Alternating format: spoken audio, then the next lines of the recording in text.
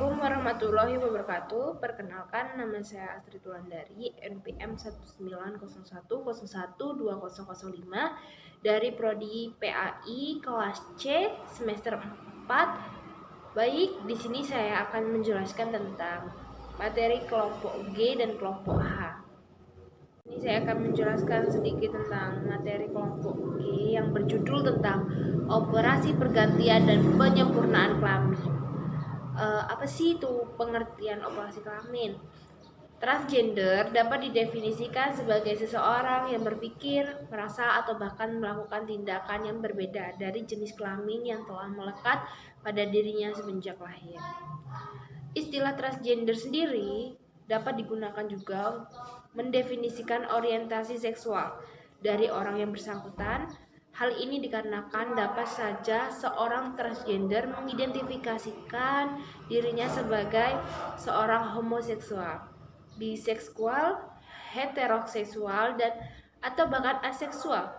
Meskipun berbagai definisi tentang transgender terus beberapa hal saja mengalir, namun seluruh definisi tersebut sebagai bermuara atau tetap memiliki titik temu dalam beberapa hal, bahwa yang dimaksud sebagai transgender adalah orang yang merasa identitasnya tidak sesuai dengan identitas transgendernya secara konvensional tentang laki-laki ataupun perempuan.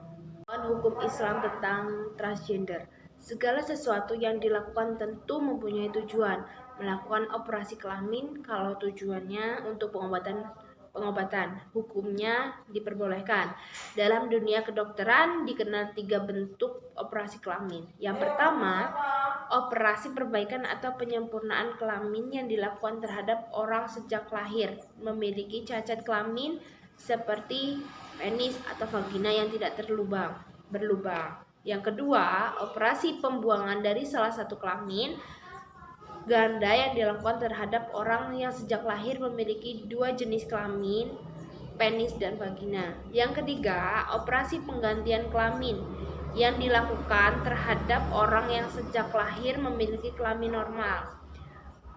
Dari ketiga bentuk operasi kelamin tersebut, maka bentuk operasi kelamin pertama dan kedua yaitu operasi dengan tujuan untuk memperbaiki kelamin yang cacat atau kelamin ganda, hukumnya adalah boleh. Adalah orang normal ganti kelamin. Manusia diciptakan dengan jenis kelamin laki-laki dan perempuan. Pada realita yang berkembang dalam masyarakat modern saat ini, banyak ditemui di kalangan masyarakat problematika pergantian kelamin. Sudah bukan rahasia umum. Banyak masyarakat yang merubah kelaminnya dengan berbagai alasan. Contohnya, seorang laki-laki namun dalam jiwanya adalah seorang wanita. Begitu pula sebaliknya, maupun laki-laki yang berpenampilan layaknya perempuan, begitulah sebaliknya. Dan ada pula orang yang berkelamin ganda, yaitu wanita dan laki-laki, yang tidak jelas apakah status kelaminnya yang sebenarnya. Fenomena ini dikenal dengan istilah transgender. Di sini saya akan melanjutkan tentang materi dari kelompok H yang berjudul abortus dan menstrual regulation. Yang pertama adalah permasalahan abortus dan menstrual regulation.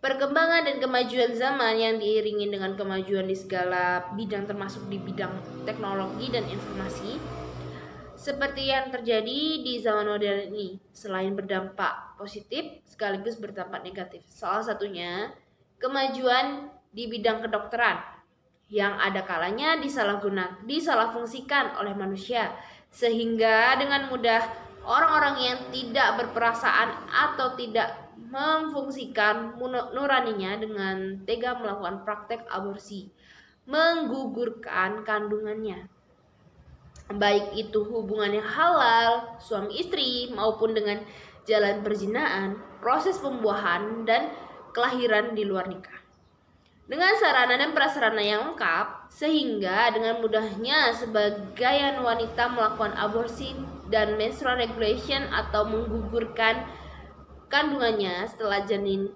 bersemi di dalam rahimnya. Abortus dan menstrual regulation yang mempunyai pengertian yang berbeda, namun mempunyai tujuan yang sama, yaitu tidak menginginkan janin atau keturunan lahir dengan sempurna. Islam adalah agama yang suci yang dibawa oleh Nabi Muhammad SAW sebagai rahmat untuk semesta alam. Itu abortus dan menstrual regulation. Abortus dalam bahasa Inggris disebut abortion, yang berasal dari bahasa Latin yang artinya gugur, kandungan atau keguguran. Menurut Sardikin Gina Putra, abortus ialah mengakhiri kehamilan atau hasil konsepsi sebelum janin dan dapat hidup di luar kandungan. Kemudian menurut Mariono Reksodipura mengatakan bahwa abortus ialah pengeluaran hasil konsepsi dari rahim sebelum waktunya. Dari pengertian di atas dapat dikatakan bahwa abortus adalah suatu perbuatan untuk mengakhiri masa kehamilan dengan mengeluarkan janin dari kandungan sebelum janin itu dapat hidup di luar kandungan seorang ibu. Sedangkan makna gugurnya kandungan menurut para fuqaha tidak keluar jauh dari makna lughawinya. Akan tetapi, kebanyakan mereka mengungkapkan istilah ini di beberapa tempat dengan istilah Arab, iskat, menjatuhkan, tarh, membuang, ilqa, melempar, dan imlas, melahirkan dalam keadaan mati. Lebih spesifik lagi, dalam Ensiklopedia Indonesia memberikan pengertian abortus yaitu pengakhiran kehamilan sebelum 28 minggu atau sebelum janin mencapai berat 1000 gram atau pengeluaran hasil konsepsi pada usia kehamilan kurang dari 20 minggu atau berat janin kurang dari 500 gram. Dan apa sih menstruasi regulation? Menstruasi regulation adalah merupakan istilah bahasa Inggris yang telah diterjemahkan oleh dokter Arab menjadi istilah wasail al-ijhad, cara pengguguran kandungan yang masih muda. Sedangkan abortus diterjemahkan menjadi istilah ishad al-hamli, pengguguran kandungan yang sudah tua atau sudah bernyawa. Keduanya menurut Mahjudin merupakan praktek pengguguran kandungan. Abortus untuk kehamilan sampai 12 minggu bisanya dilakukan dengan menstrual regulation, yaitu dengan penyedotan semacam alat penghisap debu yang biasa tetapi 2 kali lebih kuat. Abortus sendiri artinya adalah pengguguran. Ada 2 macam, yaitu pertama, abortus spontan. Spontaneous abortus ialah abortus yang tidak disengaja.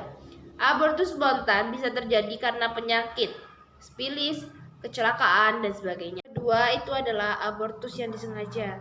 Abortus provocatus, induced proabortion.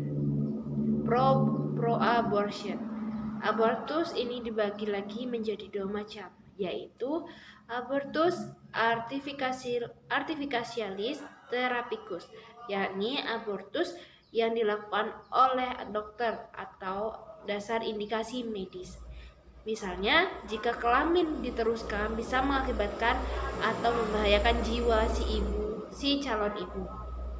Yang kedua, abortus provocatus criminalis ialah abortus yang dilakukan tanpa dasar indikasi medis, seperti abortus yang dilakukan untuk meniadakan hasil hubungan seks di luar perkawinan atau untuk mengakhiri kehamilan yang tidak dikehendaki.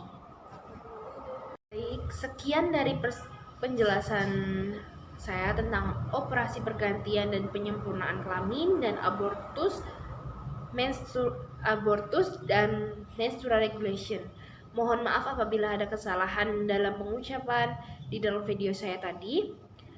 Dari saya juga mengucapkan selamat menunaikan ibadah puasa, semoga diberikan kelancaran untuk kedepannya. Amin. Sekian, wassalamualaikum warahmatullahi wabarakatuh.